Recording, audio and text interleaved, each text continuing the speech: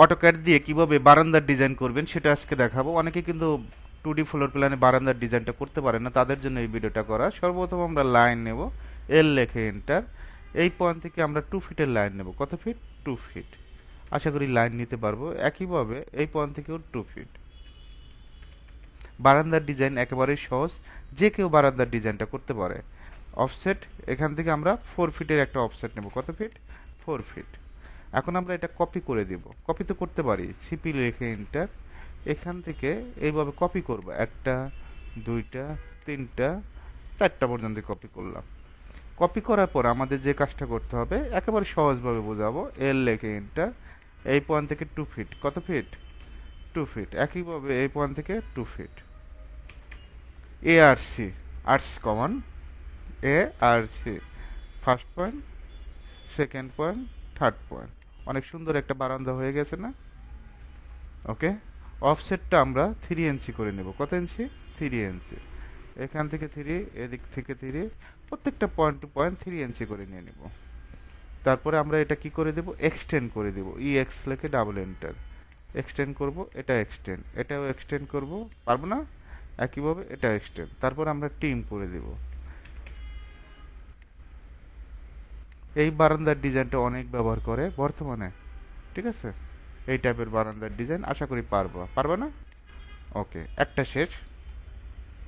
এখন আমাদের যে কাজটা করতে হবে, এখান থেকে আমরা ফিলেট করব। এফ লেখে enter. First point, second point, fillet করে দেব।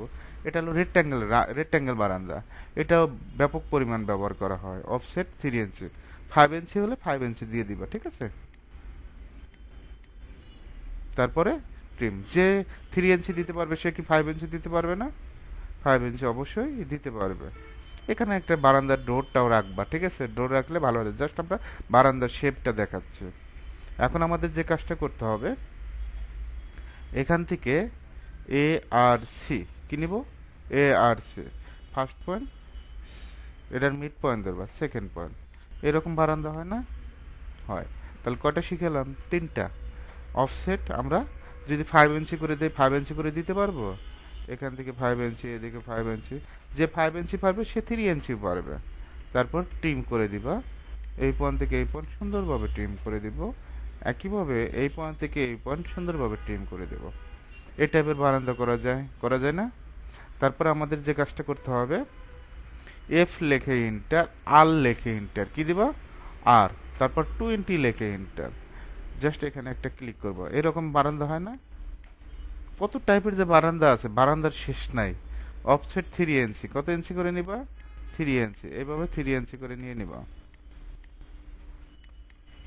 দেখছো হয়েছে কত টাইপের বারান্দা? তারপরে আমরা যদি আরো চাই যে আরো বিভিন্ন স্টাইলে বারান্দা করব, সেটাও করা সম্ভব। অসম্ভব বলতে কিছু নাই। এখন আমরা যদি এই বারান্দাটা দিই, যে এখান থেকে লাইন নেব, এই টাইপ, এই পয়েন্ট থেকে এই পয়েন্ট, একইভাবে এই পয়েন্ট থেকে এই পয়েন্ট। ওকে। অফসেটটা কত ইঞ্চি? 5 ইঞ্চি করে নিচ্ছি। কত ইঞ্চি করে নিব? 5।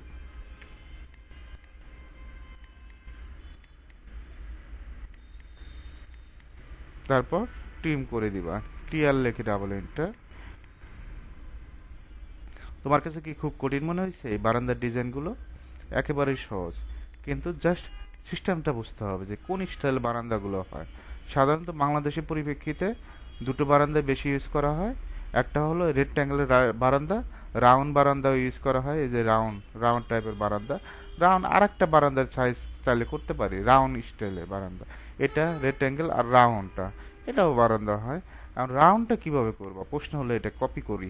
সিপি লেখে এন্টার। এটা কপি করলাম। রাউন্ডটা তো করা যায়, করা যায় না? স্টাইলের কোনো শেষ নাই। এ আর সি, জাস্ট আমরা কি করব? এই পয়েন্ট থেকে এই পয়েন্ট, কোনো শেষ আছে? অফসেট 3 ইঞ্চি। এটা হলো রাউন্ড বারান্দা। রাউন্ড বারান্দার ক্ষেত্রে এই কাজটা করা হয়। এভাবে চাইলে খুব সহজে বারান্দার ডিজাইনগুলো করতে পারবা।